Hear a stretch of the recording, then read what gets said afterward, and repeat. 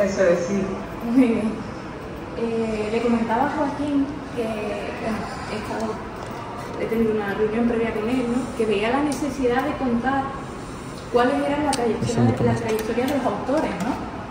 Porque de eso se impregna el libro.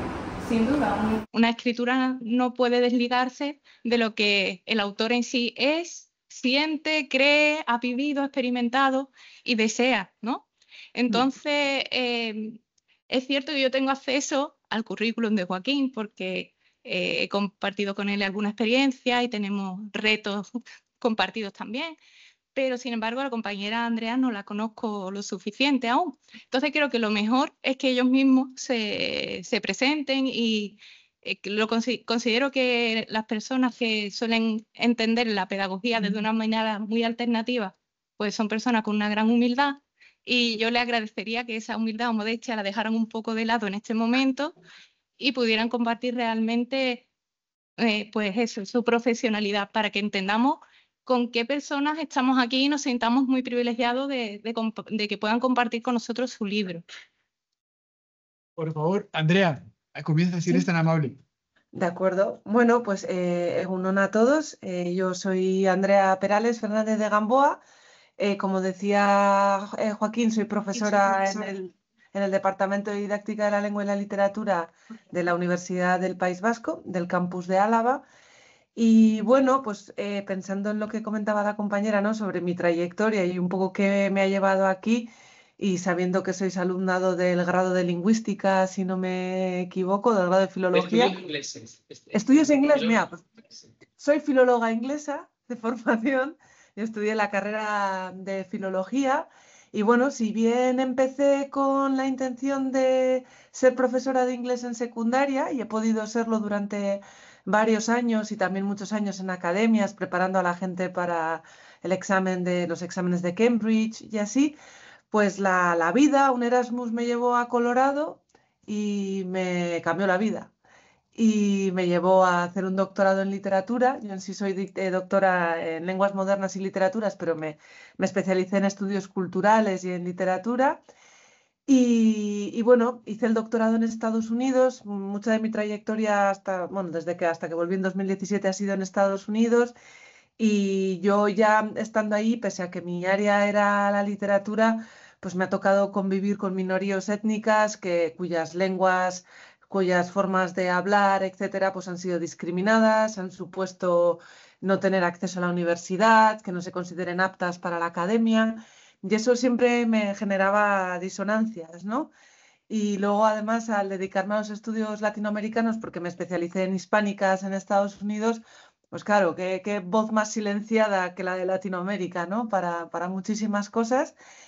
Y, y un poco trabajando con eso y llevándolo al ámbito de la educación, pues sí que he visto que al final tenemos una diversidad cultural, lingüística muy latente, muy presente desde hace muchísimos tiempos en el Estado español, en el País Vasco además con una lengua minorizada como es el euskera, ¿no? Y sin embargo he visto pues que a nivel pedagógico, didáctico, todo el trabajo se ha hecho siempre mirando a un alumnado estándar con unas lenguas concretas familiares, ¿no? Y que eso ha supuesto y que estamos viendo ahora mismo en Euskadi que está poniendo muchísimo en jaque, por un lado, los derechos educativos de este alumnado, ¿no? Quizás más diverso, con mayores diferencias, pero también la propia supervivencia del euskera, ¿no? Que para mí, mi lengua materna es el español, el castellano. Mis padres, bueno, mi padre habla euskera, pero mi mamá no. Pero me he criado en euskera, vivo en euskera, doy clases en euskera y en inglés. Entonces, para mí es parte de mi vida académica, parte de mi vida social. Y pues por todo esto, digamos que por activismo, por creer en la necesidad de que seamos más interculturales, que realmente vivamos en diversidad, pues me he dedicado a trabajar. Mi área de trabajo son ahora mismo estando en didáctica de la lengua, pasé de la literatura a la lingüística, ¿no? Y me dedico a trabajar temas de multilingüismo, interculturalidad, especialmente el tema de translanguaging, que es en lo que más estoy trabajando últimamente. Y de aquí, por formar parte del colectivo Dime, pues surgió la oportunidad de escribir este libro que nos está trayendo tantas alegrías junto con Joaquín y que yo me siento muy honrada porque creo que ha sido un proceso muy enriquecedor y de mucho aprendizaje. Y bueno, esto es un poco todo por mi parte. Luego cualquier cosa que queráis saber, pues aquí estoy dispuesta a escuchar y a dialogar con vosotras. Así que muchísimas gracias. Es que ricasco. Pues muchas gracias a ti siempre, Andrea, ¿vale? Y ahora, bueno, más o menos. Yo me presento también, soy un humilde profesor de enseñanza secundaria, ¿sabes? Pero yo me lo he buscado. Es decir, que esto no, la vida no me ha arrastrado aquí por casualidad, ¿no? Eh, en su momento hice la carrera de filología hispánica, eh, me especialicé en lengua española, pero luego hice mi doctorado sobre literatura comparada y teoría literaria. Y, y de hecho, al cabo de muchos años, finalmente hice mi tesis doctoral sobre el aprendizaje a través de las narraciones, porque mi obsesión era cómo eh, convertir la erudición en la que me estaban introduciendo en una herramienta que sirviera para el desarrollo humano en sentido que entiende la UNESCO, ¿eh? No desde un punto de vista solamente ideológico, aunque todo es ideología y las acciones siempre tienen consecuencias, eh, pero eso es lo que yo hice. Entonces, abandoné mi doctorado sin haberlo terminado y me fui a trabajar como cooperante a México, comunidades indígenas, eh, en medio de un proceso que estaba ocurriendo en América Latina, muy intenso, que era la reivindicación de las culturas originarias, ¿no? Y de los pueblos originarios. Tanto es así que cuando yo estaba allí ocurrió la Revolución Zapatista, de lo cual no me hago responsable porque quienes de verdad son responsables son las comunidades con las que yo conviví y yo lo que hice fue participar de ese movimiento y participar de la educación intercultural bilingüe para que se hiciera realidad, porque en toda América Latina existe ese sistema, es muy estimulante que en toda América Latina se haya promovido que las personas no solo aprendan la lengua dominante, la cultura dominante hispánica, sino que aprendan en su lengua originaria, ¿no?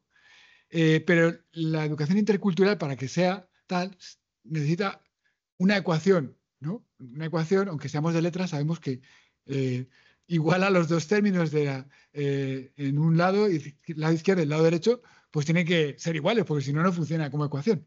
Entonces, bueno, pues eso es para lo que hizo falta una revolución. Porque, porque no había igualdad por ninguna parte. Quiero decir, lo que había era una discriminación mayúscula y la gente se moría de miseria, de hambre y de enfermedad, ¿no? Entonces, eso es lo que yo conocí viviendo allí. Y estuve en ese proyecto durante 7 años. Con lo cual, me hice mixteco. O sea, yo aprendí Tunsavi, que es la lengua de la lluvia, y pues la gente me veía como alguien suyo, ¿no? Y eso a mí me dio mucha alegría, pero me tuve que marchar del país porque corría peligro la vida y me obligó mi organización a irme, la verdad. Me echaron de ahí mi propia organización porque no hay que arriesgar la vida de nadie, ¿eh? Entonces, yo no he podido volver a México hasta el año 2011, en plena movimiento Occupy, pleno movimiento del 15M en España, y también ocurrió en México. Y también repercutió en los pueblos indígenas, entonces yo fui allí otra vez a complicarme la vida. Pero fue muy bonito porque coincidió con un congreso de todos los maestros y maestras de la región donde yo había trabajado. eh, y bueno, pues está claro que ese fuego no se va a apagar nunca, el fuego de la defensa de las culturas originarias. Después me hice profesor de secundaria y siempre, pues, como profesor he promovido que todas las culturas tienen el mismo valor, porque lo he experimentado. El andaluz tiene el mismo valor que el castellano, ¿verdad? Eso lo sabéis vosotras y vosotros, pero también todas las variantes del español y, por supuesto, las lenguas cooficiales, ¿no? Y, por supuesto, también las culturas, empezando por la cultura gitana. Y digo empezando por la cultura gitana porque es la que aparece siempre en el top de las víctimas de racismo, ¿verdad? Las víctimas de racismo son top. A ver, ¿usted le alquilaría un piso a? y resulta que a quienes menos le alquilan un piso es a las familias gitanas. Bueno, no son caníbales, evidentemente. Yo procedo de raíces gitanas y desgraciadamente mi familia se ha resentido mucho, la familia de mi padre, a causa de ese racismo estructural en nuestro país. De manera que ninguno de mis primas y primos se reivindica gitano. Nadie. En todo caso, lo decimos por lo bajini, como se dice vulgarmente, ¿no? Sí, no, pues sí que yo creo que éramos gitanos, ¿eh? La verdad. Es decir, que el racismo tiene consecuencias y es borrar la identidad de las personas. Borrar la identidad. Dice, es que mejor así porque seguro que os habéis promovido socialmente, no presentándoos como gitanos. Sí, pero eso es terrible. Eso es terrible, ¿no? Que uno tenga que borrar su identidad para adaptarse a una sociedad que es excluyente y racista, ¿no? Pues eso es lo que tenemos que evitar que ocurra con las personas que llegan a nuestro país, que vienen de otros países y que traen consigo lenguas de herencia y que enriquecen nuestra cultura, nuestro acervo común, nuestro crisol de cultura, lo enriquecen, evidentemente, ¿no? Y me estoy enrollando mucho. No, me parece muy interesante. Joaquín, ¿quieres compartir las diapositivas que Sí. tienes preparadas? Yo me preguntaba, ¿no? Cuando recibí el libro, pues, ¿por qué pedagogías bárbaras? Y quizás ahora Joaquín seguramente y Andrea nos contarán el porqué del libro, que siempre es la magia de todo lo que pueda contener, ¿no? Sí, ¿verdad? Lo dejo ahí. Muy bien. Bien. ¿Por qué bárbaras? ¿Qué te parece, Andrea? ¿Elegimos bien el nombre o nos pasamos? Yo creo que mira, hace un par de semanas hablaban en el podcast de No es el fin del mundo, del orden mundial.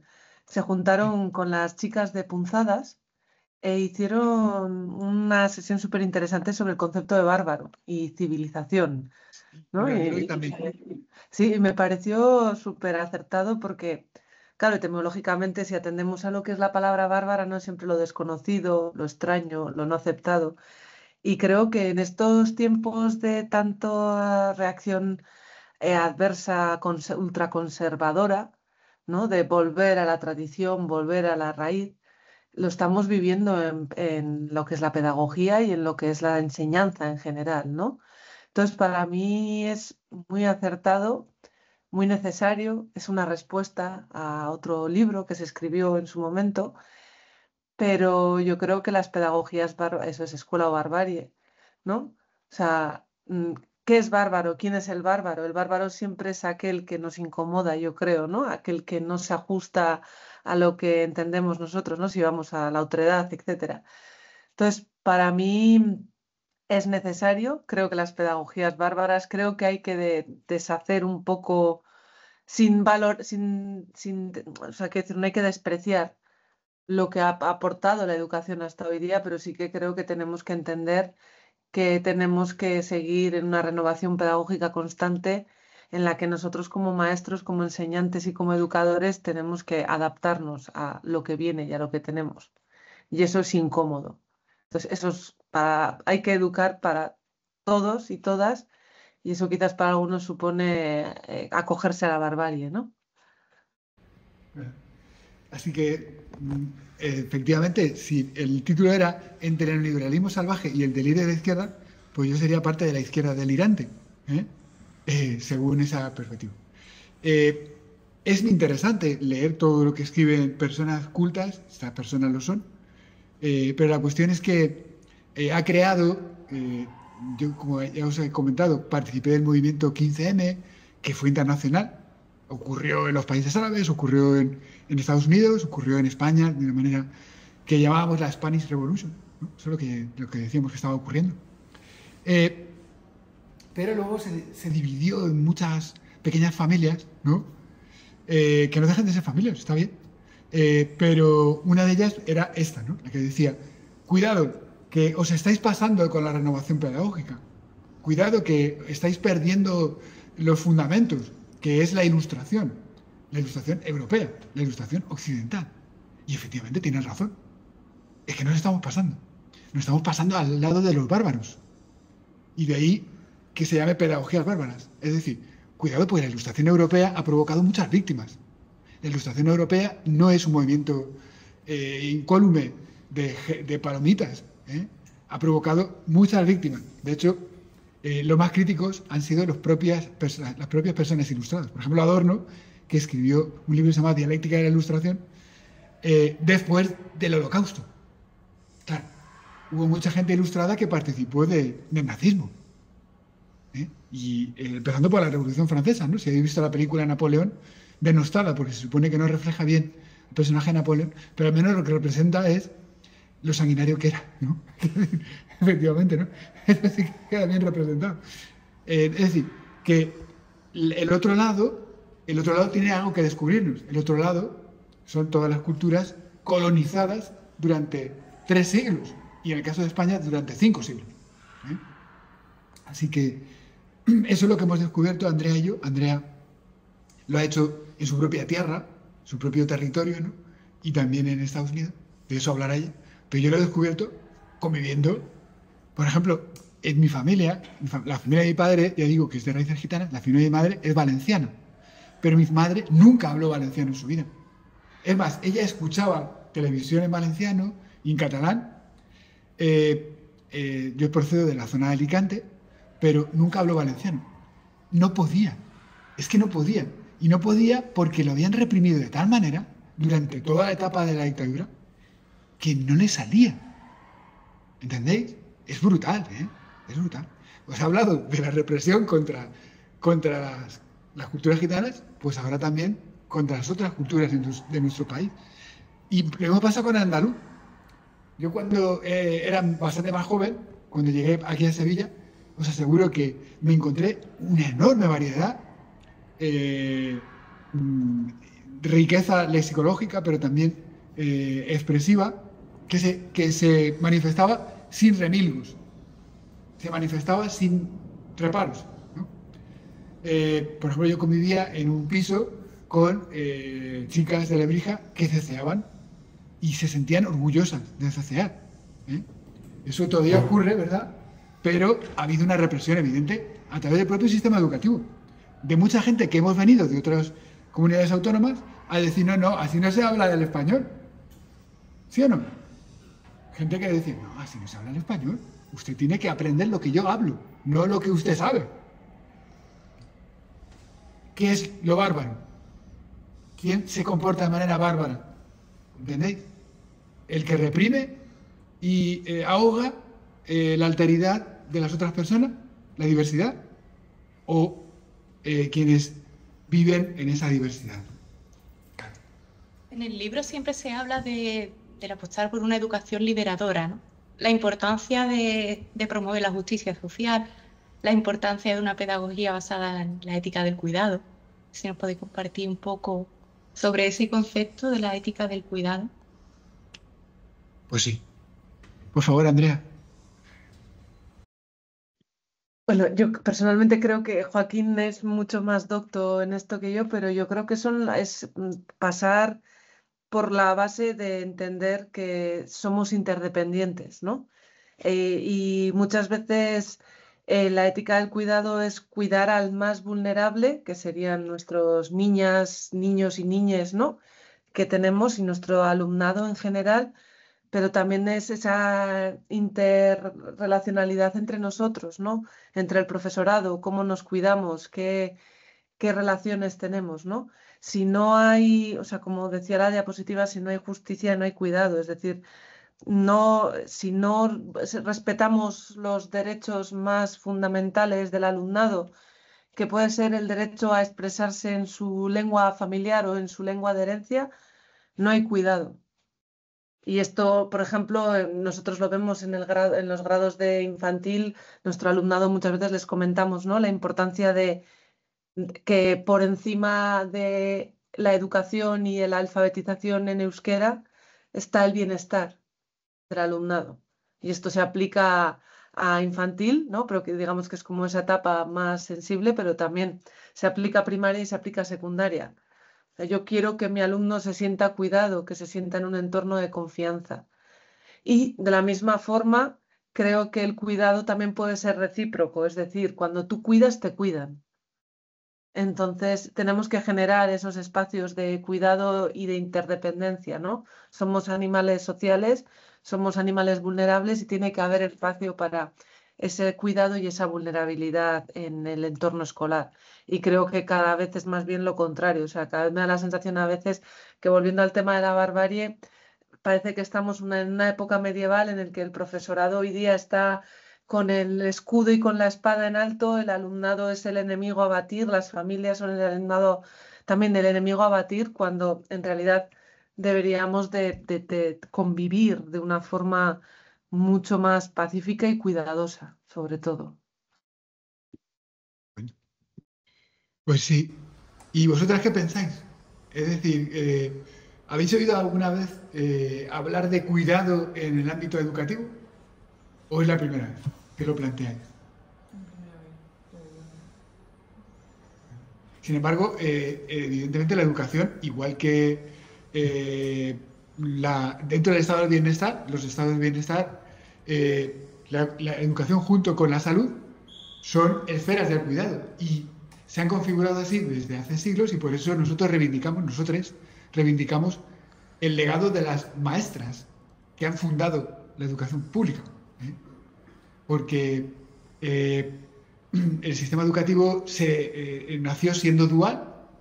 Dual quiere decir que había un sistema educativo público, ¿eh? No estoy hablando del privado, que evidentemente el privado siempre ha sido para los privilegiados, pero en la educación pública, en el siglo XIX, cuando se creó, el liberalismo que la promovió reservó la parte de la educación secundaria y superior para las clases privilegiadas y los hombres. De hecho, las mujeres no podían ir a la universidad. Solo a principios del siglo XX se consiguió romper las barreras que impedían que empezara a haber mujeres en España. En otros países un poco antes, pero en España fue así. Y la primera catedrática fue Emilia Pardo Bazán, en 1911 o 14, no me acuerdo. Creo que fue en el 11. Pero solo había una. Y la otra parte del sistema era la educación primaria y las guarderías, que el nombre guarderías procede de aquella época. Y en ese sistema, pues, quienes se encargaban de cuidar y no tenían ningún remedio en decirlo, lo tenían totalmente asumido, eran las mujeres. Las mujeres en guarderías primarias tenían que cuidar de esas niñas y niños. Pero los señores, o los señoros, catedráticos, que eran muy pocos los catedráticos, pero todos aspiraban a serlo, ¿no? Pues estos señores no tenían que cuidar a nadie, ¿no? Su obligación eran devotos de su disciplina, y su único compromiso era transmitir conocimientos, ¿no? Así que ese sistema es el que todavía colea, ¿eh? Y por eso es por lo que no tenéis la impresión de que la educación sea una profesión del cuidado. Sin embargo, ahora mismo, quienes son la mayor parte, el 80% de los profesionales, mejor dicho, el 80% de quienes trabajan en educación son profesionales mujeres. Y es porque los roles de cuidado se siguen heredando por una genealogía que es la genealogía femenina. Y yo también admito, confieso sin ningún rubor, que yo me siento más mujer que hombre, la verdad. Si os digo la verdad, pues porque estoy entregado al cuidado, desde que tengo la oportunidad de ejercer profesionalmente. A mí la verdad es que los hombres catedráticos me caían gordísimos, la verdad. No los podía aguantar. Yo tuve un director de tesis que era un súper catedrático, que era un tío muy culto, ¿no? Pero que el trato personal era insoportable, ¿sabes? Entonces, fue una de las razones por las cuales pues yo busqué otra salida, ¿no? Este hombre vive todavía, yo le mando un saludo y le doy las gracias por todo lo que me ha enseñado, pero lo cierto es que cuidadoso no era, ¿sabes? Entonces, pues así estamos.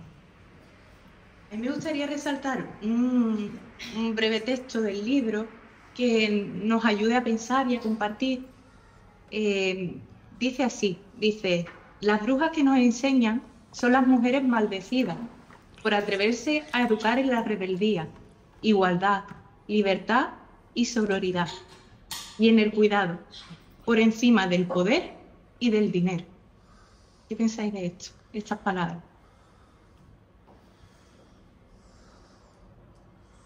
A mí me conmovió porque ponía en valor la gran generosidad que existe en el ámbito de la educación, que generalmente ha sido asumido por un rol femenino dentro de esa ciencia del cuidado, de la pedagogía vista de ese modo, ¿no? Y conectó conmigo porque me sentí identificada, claro. ¿Os ha resonado algo al escucharlo?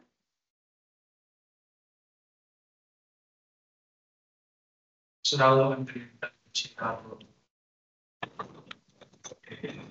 personal, que sea allá de que el único profesorado antes de bachillerato que se hubiera preocupado de crear personal más allá de lo que viene siendo la escuela, porque hubieran visto de que mi rendimiento escolar hubiera caído en un grado. El único profesorado que ha interesado ha sido normalmente profesorado. O sea, ahora mismo que yo recuerde, no recuerdo ningún profesorado que fuera un hombre que se hubiera preocupado de que mi rendimiento hubiera caído en picado, más allá de decirme, oye, estudia. Y no preocuparse más de otras razones por las que haya sido eso. Andrea, ¿quieres comentar algo en relación a esto? Yo estaba pensando también en mi propia experiencia. Yo, a diferencia de Joaquín, por ejemplo, tuve un director de tesis catedrático que en lo humano afortunadamente fue excepcional también. Pero creo que me encontré ante una excepción más que una norma en general. Creo que están cambiando los tiempos, afortunadamente también. Y es cierto que al final yo pienso también en mi etapa educativa, tuve más profesoras preocupadas por esa parte humana de bienestar que lo que pudo ser profesorado masculino. Y es una pena, ¿no? Pero creo que también hay una parte aquí de cómo nos educan en base al género, ¿no? Es decir, está más abierto, está más permitido, digamos, que que las mujeres en general hagamos una aproximación a la educación desde el cuidado. Está como es tácito, ¿no? Que nosotras tenemos que dedicarnos a eso, mientras que también mostrar cuidado significa mostrar una vulnerabilidad que no se ha permitido hasta ahora con los hombres. Entonces, yo creo que estamos ahí estamos ahora mismo en un momento muy interesante, ¿no? Porque vemos, por ejemplo, con los adolescentes que hay un cambio, ¿no? Tenemos chavales muy conscientes, muy cuidadosos. Yo lo veo con mi alumnado también de 21 o 22 años, que ha habido un cambio generacional a mejor, pero estamos viendo también una regresión con cierta parte del alumnado adolescente que está retomando quizás la peor parte del patriarcado, ¿no? Entonces creo que es una balanza que tenemos que ver. Ahí cómo podemos seguir tejiendo ese cuidado para enseñar también a cuidar a todos, ¿no? O sea, en la educación también está el enseñar a cuidar, yo creo. En el libro también se pone un poco en valor, ¿no?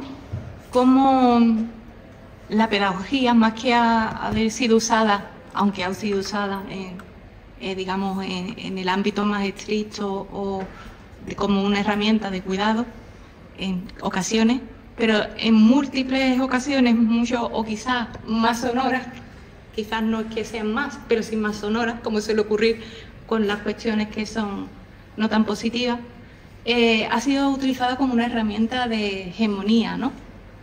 De opresión hacia la diversidad lingüística, hacia la diversidad cultural, hasta la diversidad sexual, que también se habla en este libro. Y, en definitiva, pues una medida de control hacia un modelo pues que pueda ser plural y hacia las multiplicidades de la sociedad. Me gustaría que si pudierais compartir un poco sobre cómo recoge eso o invita el libro a entender el enriquecimiento, ¿no?, de la diversidad. Sí, yo lo hago desde el punto de vista muy, muy incorporado, muy corporal. Es decir, que yo lo he vivido gracias a haber participado de los movimientos feministas, pues son varios, no un solo movimiento feminista, hay distintos movimientos feministas, ¿no? Empezando por mi hermana, que, vamos, no os voy a descubrir que yo tengo 8 años menos que mi hermana. Es decir, teniendo 8 años menos, para mí mi hermana era un ídolo. O sea, yo adoraba a mi hermana, estaba enamorada de mi hermana, por favor. Pero no va a bajar un rayo para castigarlo por eso, ¿no? Porque es normal, eso pasa en todas las familias. Y luego también me enamoré de una mujer estupenda, que por cierto es profesora aquí en la Universidad de Sevilla, y que es lesbiana. Entonces, bueno, pues yo disfruté muchísimo de las oportunidades que me dio la vida. Y eso no es algo extraordinario, porque en nuestro país, de hecho, hay un 15% de personas que dicen ser parte del movimiento LGTBIQ, es decir, que tienen una identidad dentro de ese espectro, ¿no? Y sin embargo es algo que no se refleja para nada en un instituto, por ejemplo, ¿no? No se refleja para nada, es algo que está reprimido, y lo que sí que se refleja son el uso de la lengua para digamos, controlar esas identidades, ¿no? E impedir que afloren. Entonces, pues hay que hacer todo lo posible para eliminar las barreras que impiden que esa gran diversidad salga a la luz. Yo no creo que sea tanto por la pedagogía como ciencia, porque ya digo que yo soy filólogo, aunque después he estudiado pedagogía. Y de hecho mi tesis era pedagógica, ¿no? Era sobre el aprendizaje a través de las narraciones. Y después, ya digo, como educador social, pues también estudié educación social. Pero creo que se debe más bien a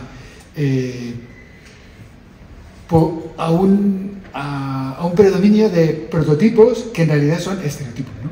O sea, cuando uno piensa en su mente, tiene una imagen del perro, pues es el pastor alemán, ¿no? Pero ya digo que la mayor parte de los perros que existen, pues no son pastores alemanes, son de otros muchos tipos, ¿no? Y luego pasa con los estereotipos acerca de la identidad femenina y los estereotipos acerca de la identidad masculina, ¿no? ¿Qué opinas tú, Andrea? ¿Cómo lo ves? Sí, yo personalmente estoy totalmente de acuerdo contigo, Joaquín. Yo creo que tenemos que, o sea, hay una tendencia hacia la homogeneización, ¿no? En educación creo que ha habido esa tendencia, no es una medida coercitiva, de eso ya hablaba Foucault, ¿no? Todas las medidas del propio Estado y también Bourdieu, ¿no? Sobre cómo el Estado atrapa y va convirtiéndonos a todos en copias los unos de los otros, ¿no? Hoy día yo creo que deberíamos de hacer el movimiento al contrario, ¿no? Y quizás yo pensando más desde un punto de vista desde la didáctica, sobre todo creo que es que no tiene nada más que beneficios, o sea, la heterogeneidad y la diversidad cultural, lingüística, etcétera. O sea, no solo como para prepararnos como ciudadanos para el mundo, o sea, incluso en una clase en la que no haya tanta diversidad, es importante destacar la diversidad y preparar al alumnado, ¿no? Para que puedan convivir con ello. En el caso de la diversidad lingüística, muchas veces el problema, o por ejemplo, la pregunta con la que yo me encuentro con mi alumnado, ¿no? Ahora justo que estamos acabando el curso y estamos trabajando el tema de translanguaging, porque yo enseño didáctica de la lengua extranjera y nadie de mis alumnos van a hacer la especialidad en lengua inglesa, pero es una asignatura troncal de la carrera, ¿no? Y cuando hablamos de las posibilidades del translanguaging como una pedagogía multilingüe que permite hacer transferencias entre las lenguas y todo el repertorio lingüístico del alumnado, que rompe un poco con la noción tradicional de las lenguas como sistemas separados, etcétera, pues para ellos su única preocupación es qué control pueden tener ellos sobre el aula, ¿no? O sea, que volvemos a la idea de control, norma, todo el mundo igual.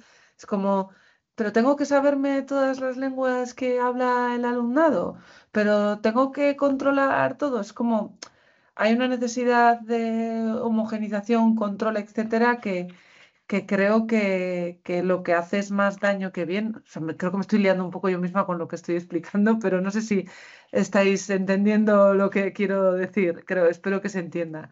O sea, es decir, creo que el control es muy subyacente en la educación, en la pedagogía, etcétera, y creo que precisamente quizás nuevas formas de enseñanza de lenguas, ¿no? Quizás pensando en el alumnado que tenemos aquí de público que van a enseñar lengua inglesa, pues podemos igual un poco romper con todas esas dinámicas de control y ceder el control al alumnado en su propio autocontrol y regulación también, en sus identidades, cómo van a crecer como alumnado y en su propio aprendizaje lingüístico. Muy bien, estupendo. Yo creo que si no queremos quedarnos sin tiempo para el taller, deberíamos ir cerrando un poco la presentación del libro. A mí me gustaría hacer una aportación, invito para que nos ayude a pensar, principalmente de lo que yo me llevo tras la lectura del libro, ¿no? Y me he dado cuenta que es posible encontrar la positividad de lo vulnerado, ¿no? Cómo esa pedagogía del cuidado viene desde un linaje, ¿no? Donde se ha sido oprimido, se ha sido castigado, se ha sido, pues, no sé, penalizado por intentar romper la estructura del sistema, ¿no? Simplemente, porque en ti mismo hay unas identidades que reivindican un espacio y que reivindican, pues, una atención y una comprensión y una comunidad.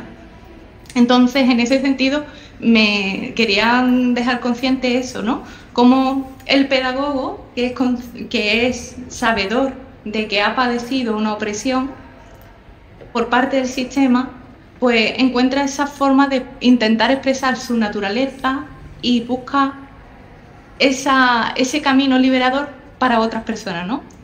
Si uno ha padecido cual sea en su situación, por condición de género, por sus creencias, porque pertenece a una etnia, por cualquier circunstancia, porque todos somos diferentes y todos vamos a estar penalizados por una u otra razón, todos vamos a estar oprimidos por una u otra razón.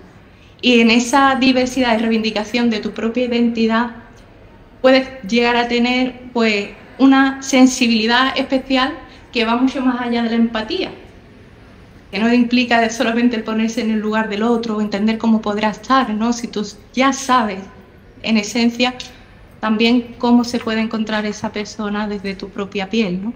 Entonces, el empoderamiento, creo que este libro es una herramienta de empoderamiento, realmente lo siento así, y considero que sois agentes transformadores para la educación.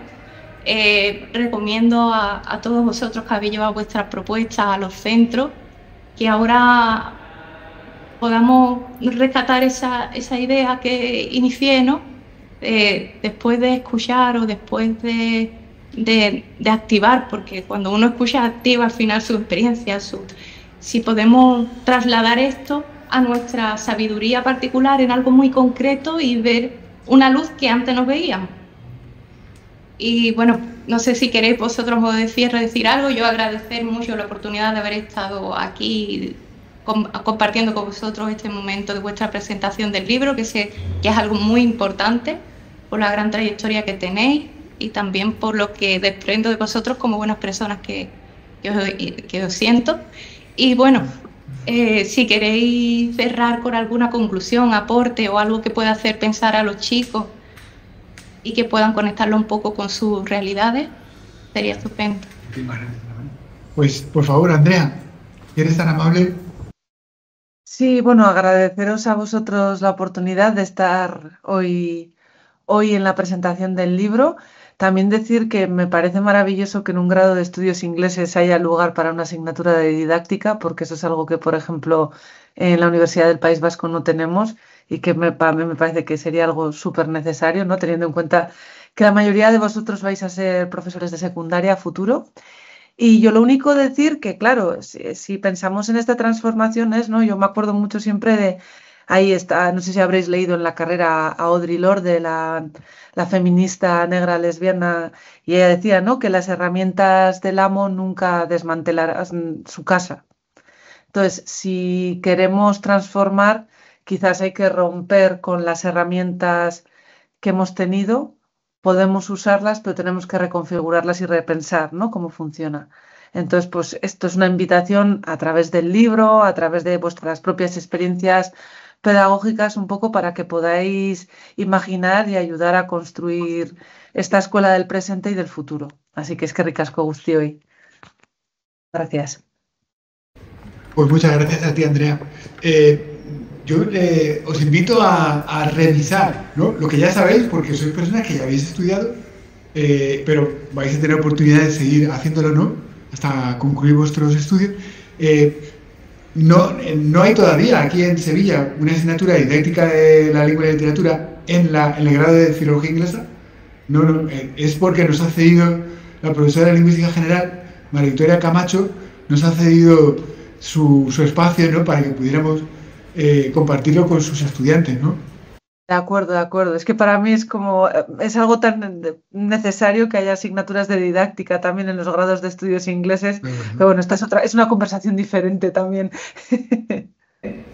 Porque, de hecho, en la historia de la literatura, las mujeres que se han dedicado a escribir muchas veces eran mujeres maestras. Eso ha sido en España el caso de Carmen de Burgos, de María Lejárraga. Si revisáis, veréis que prácticamente todas las mujeres, de hecho también Emilia Pardo Bazán tuvo una faceta como pedagoga, ¿no?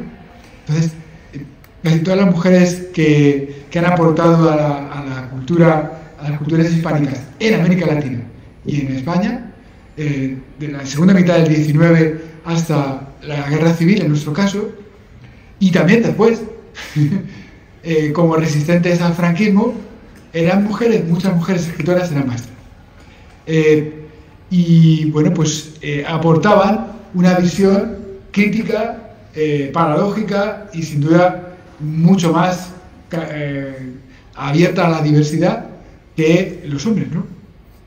Así que mi conclusión es que, y ese es el motivo por el que estamos presentando el libro Inconcienciades, es que hay que incorporar la genealogía femenina y feminista y por supuesto también LGTBIQ+, ¿no? A los estudios. Como ha dicho Andrea, tuvo la suerte de doctorarse en estudios culturales, ¿no? Tú pasaste por estudios culturales, cosa que en nuestro país pues alguna vez existirá, no sé, espero que nos tengamos esa... Porque claro, hace falta abrir espacios para una visión más abierta y plural de la cultura, ¿no? Y sin más, os invito a participar, depende de vuestras ganas y del tiempo que tengáis, claro, en un juego que se llama Escapamos de la fantasía machista. Bueno, pues vamos a pasar esto rápidamente. Esta presentación la vais a tener disponible a través de Juan Pablo y de Vicky.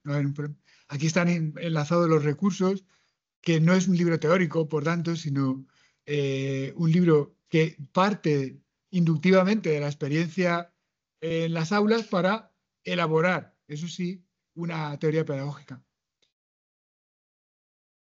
Y vamos al final, aquí. Escapamos de la fantasía machista. De nuevo, os animo a utilizar el QR, ¿sabes?, para poder participar en el juego. Este juego arranca a partir de una experiencia que creo que vale la pena reseñar, aunque sea en un minuto, que es el Gamergate. El Gamergate es un acontecimiento que conmovió a todo el mundo gamer mundial, ¿no? En realidad es el primer acontecimiento gamer mundial, aparte de los videojuegos AAA, ¿no? Que consistió en organizar una persecución contra mujeres en la industria del videojuego. No solo en concreto contra una desarrolladora, sino también contra Anita Sarkeesian, que es digna de ser amada también. Es una mujer maravillosa. Y que organizó una serie donde se analizan críticamente los videojuegos.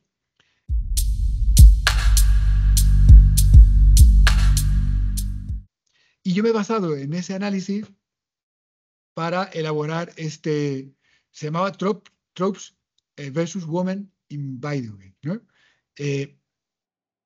Y ya digo, este grupo Feminist Frequency, Anita Sarkeesian, fueron analizando la caracterización de las mujeres en los videojuegos, cómo se construyen los caracteres, ¿no? El punto de vista de la retórica sería el etos femenino en los videojuegos. Y tuvo un enorme impacto en la industria, enorme.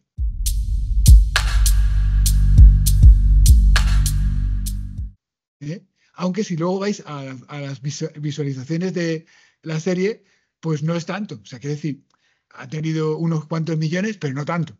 Sin embargo, el impacto que tuvo fue brutal.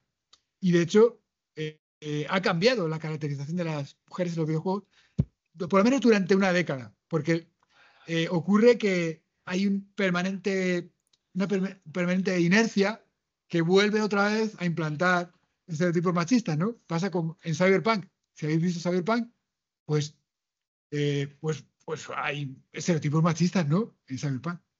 Y no digamos GTA. GTA ha evolucionado, pero muy poquito. O sea, las versiones de GTA es verdad que no son tan bestias en el trato de las mujeres, pero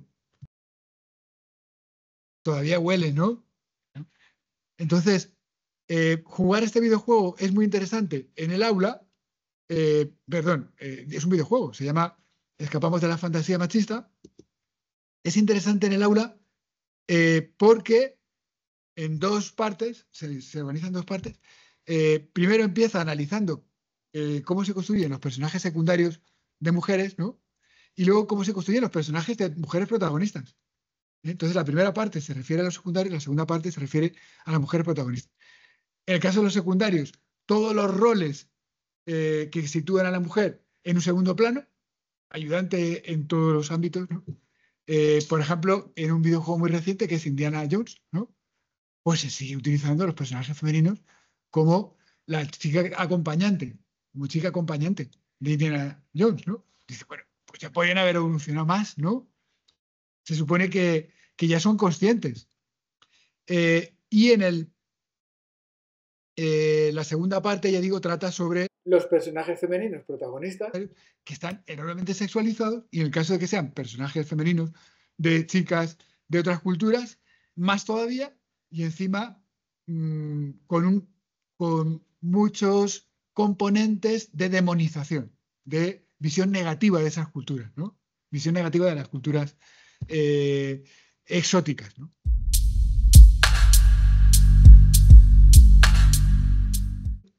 Este es un juego chulo, es Altos Odyssey, porque efectivamente también hay una diversidad de caracteres, hombres y mujeres por igual, entonces está chulo.